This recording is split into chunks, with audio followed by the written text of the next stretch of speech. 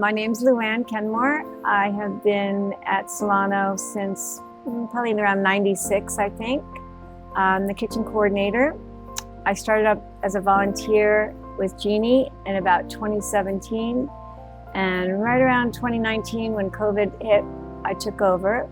How I started cooking. Oh man, maybe something around 27 years ago, I thought it'd be a good idea to open my own restaurant. So I started working in restaurants to design my own and then fell in love with sports and entertainment. And I've been doing sports and entertainment ever since.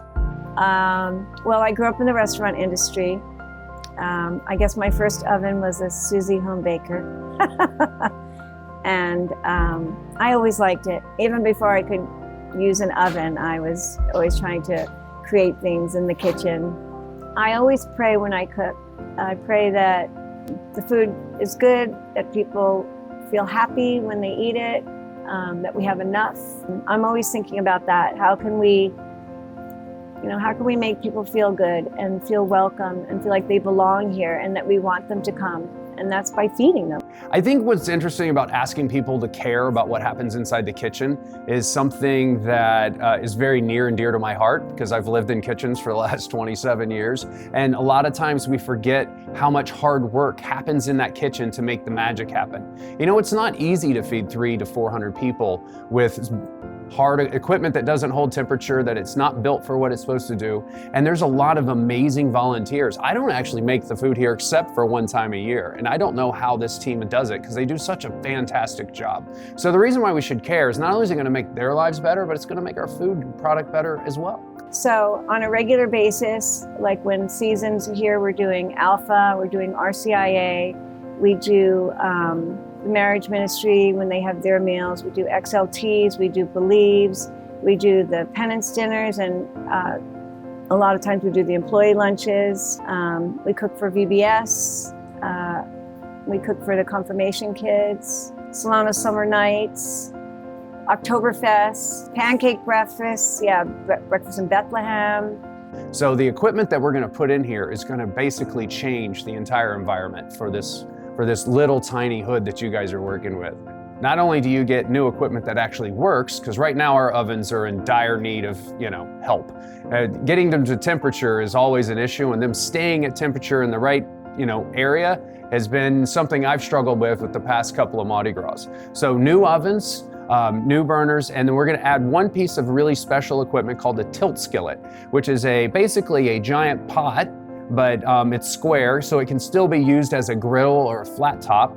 And you can fill it with all sorts of product, cook it in like one big batch, and then you can crank it and it'll tip it. So like we could do chili for several hundred people all in one piece of equipment, not in 8 different pots over 2 days. Everything is growing. When we started out, I think we maybe had 1,500 parishioners that we were cooking for, and now we're up in the thousands.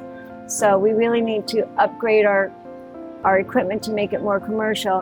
And then the kitchen downstairs will give the people that do the retreats and things an opportunity to have all their meals downstairs, and it'll be easier than schlepping things up and down and stuff like that. But having the servery open sort of gives everybody the opportunity to come and they can help themselves, have something to drink, coffee, water. This is a welcoming place. I want everyone to feel like they can come in and, just see what we're doing, even if they want to. For me, it's the most important thing. How else are you going to feel like you belong somewhere if you don't actually get a chance to break bread with somebody, sit down and have that meal? And I think, when you feel welcome, I'm originally from the South, so a lot of things come out of the kitchen. Like, a lot of our reunions really are just about the food. And I feel like this is a family, and the more that you feel like you belong, the more you become. And the way that we're going to do that is making sure you feel welcome and that you have bread or food to break and have those discussions that make you become even more. I've always felt that when you feed people, it's more than just putting food in their stomach. You're showing them that you love them and that you care about them and you care about their soul. We just give them food and we send them on their way and they're happy, and I don't know. Don't you always feel better after you have a good meal?